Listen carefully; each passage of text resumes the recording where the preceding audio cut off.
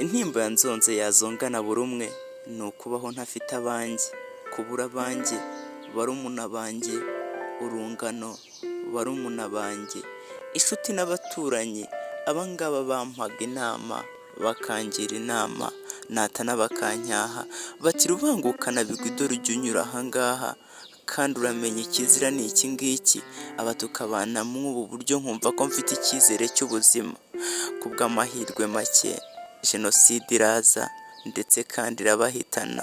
Jenoside wanyaze abanjye nabagaho nta cyizere cy'ubuzima, ariko ku bw'amahirwe, ku bwa ya Mana yirirwa ahandi igataha i Rwanda, inkotanyi zaje zizanye ikindi cyizere cy'ubuzima, nongera kumva ko ndi umuntu kandi mfite agaciro. Nigishijwe byinshi, niga gukunda igihugu, niga kwiyubakira igihugu, niga agaciro k'ikiremwa muntu, ndetse menya ko umuntu ari nk'undi, menya ko mu Rwanda nta macakubiri, menya ko mu Rwanda nta ngengabitekerezo, kandi kubaho kwiza ari ukubana n'abandi nk'u Rwanda twitwa umwe tutagombye gucikamo ibice. Ubwo ngira icyizere cy'ubuzima hamwe na leta y'ubumwe, ubu nitwa umunyarwanda iwacu mu Rwanda nta moko, ubu twitwa abanyarwanda twese hamwe nta vangura, twese hamwe dufite icyo twubakiyeho kandi duhamya tudashidikanya ku cyizere cy'ubuzima twahawe natwe tutazagitakaza.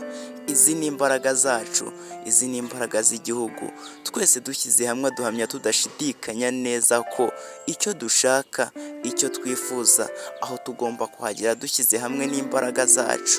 Dukomeje kwibuka abacu bazize jenoside, ariko dukomeje no gufata mu mugongo ababuze ababo muri ibi bihe.